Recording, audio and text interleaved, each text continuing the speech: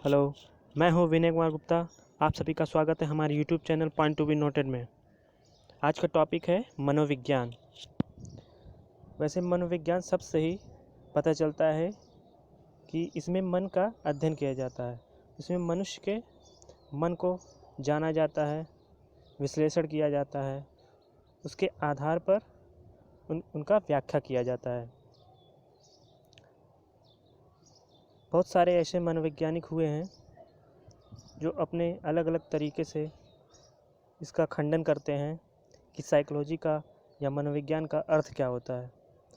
वे सब अपने अपने टाइम में इसका अलग अलग अर्थ बताते हैं। पहला है साइकोलॉजी।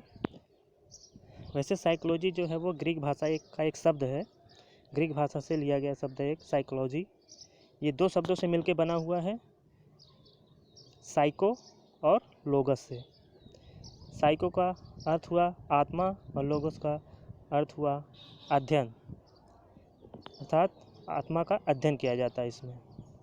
17वीं शताब्दी से पहले ही अरस्तु और प्लेटो ऐसे दार्शनिक हुए जिन्होंने साइकोलॉजी को आत्मा का अध्ययन माना था। पहले क्या था, जो साइकोलॉजी था वो दर्शन शास्त्र, जो फिलॉसफी एक सब्जेक्ट हुआ करता था पहले, उसी का एक भाग था। मनोविज्ञान जो था उसको एक अलग सब्जेक्ट का दर्जा नहीं मिला था 17वीं शताब्दी से पहले। अरस्तु और प्लेटो ऐसे दार्शनिक हुए जिन्होंने साइकोलॉजी को आत्मा का अध्ययन माना। 17वीं शताब्दी से 18वीं शताब्दी आते आते साइकोलॉजी को मन का अध्ययन माना गया इसे। और मन का अध्ययन कौन ऐसे दार्शनिक थे या मनोवैज्ञानिक थे जिन्होंने मन का अध्ययन माना? हॉब्स थे, लॉक, कांट, ह्यूम, ये ऐसे दार्शनिक हैं जिन्होंने साइकोलॉजी को मन का अध्ययन माना था। यह जो मन का अध्ययन था साइकोलॉजी, ये लगभग 1870 ईस्वी तक मान्य था। इसके बाद इसे मन का अध्ययन नहीं माना गया था। क्यों? ऐसा इसलिए हुआ कि जो मन और हमारी आत्मा होती है वो अमूर्त वस्तुएं होती है, निराकार होती है। मतलब वो हम ना देख सकते हैं, बस उसे केवल महसूस कर सकते हैं। इस वजह से साइकोलॉजी को जो मन का अध्ययन माने थे उन्हें नकार दिया गया इस मान्यता को। और इसकी जो विषय वस्तु थी वो भी स्पष्ट नहीं थी, इसलिए इसे नकार दिया गया था। अब 18 से 19 सेंचुरी शताब्दी आते हैं, इसे जो है साइकोलॉजी को मानसिक प्रक्रिया का अध्ययन माना। और किसने माना? एक मनोवैज्ञानिक दार्शनिक थे विलियम वुंड। इन्होंने साइकोलॉजी को क्या माना? मानसिक प्रक्रिया का अध्ययन माना, मेंटल प्रोसेस का स्टडी माना। विलियम वुंड ने 1879 ईस्वी में लिप्जिंग विश्वविद्यालय में पहली मनोवैज्ञानिक प्रयोगशाला खोली थी। ये क्वेश्चन कभी कभी पूछ लेता है कि वो कौन से दार्शनिक या मनोवैज्ञानिक थे जिन्होंने पहली मनोवैज्ञानिक प्रयोगशाला खोली थी। तो वो थे विलियम वुंड, 1879। बाद में जो ये विश्वविद्यालय लिप्जिंग विश्वविद्यालय था उसका नाम क्या हो गया था? कार्ल मार्क्स विश्वविद्यालय। बहुत इम्पोर्टेंट क्वेश्चन है ये। अब क्या हुआ? साइकोलॉजी जो हो गई वो प्रयोगात्मक हो गई। मतलब इसमें प्रयोग के आधार पर लोगों का मानसिक प्रक्रिया का अध्ययन किया जाता था प्रयोग करके। और इन्हीं जो इस प्रकार के प्रयोग करते थे उन्हें संरचनावादी कहते थे। और संरचनावादी के जो जनक थे वो थे विलियम वुंड। ये भी क्वेश्चन कभी कभी पूछ लिया जाता है कि संरचनावादी के जनक कौन है? William wound. संरचनावादी एक संप्रदाय है, बहुत सारी ऐसे संप्रदाय विकसित हुई हैं, उन्हीं में से एक संरचनावादी संप्रदाय है जिनके जो जनक थे वो विलियम वुंड थे। विलियम वुंड का एक शिष्य था जिसका नाम टिचनर था। ये भी क्वेश्चन कभी कभार आया है कि विलियम वुंड का शिष्य कौन था? तो कौन था? टिचनर। विलियम वुंड ऐसे मनोवैज्ञानिक थे जिन्होंने केवल चेतन मन पर काम किया, कॉन्शियस माइंड। जबकि जो हमारे दैनिक कार्य होते हैं, रोज़मर्रा की जो हम कार्य करते रहते हैं, वो हमारे अचेतन मन द्वारा होता है। अचेतन मन मतलब कि हमारे अचेतन मन में ऐसी इच्छाएं दमित रहती हैं जो हमारा मन कहता है करने के लिए, और वो हम कर नहीं पाते हैं, और वो इच्छाएं दबी रह जाती हैं।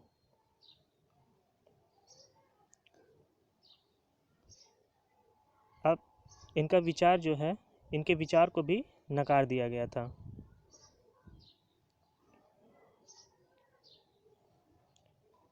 अगला है 19th सेंचुरी ख़त्म होते होते जब 20th शताब्दी में हम पहुंचते हैं, तब साइकोलॉजी को व्यवहार का अध्ययन माना गया था।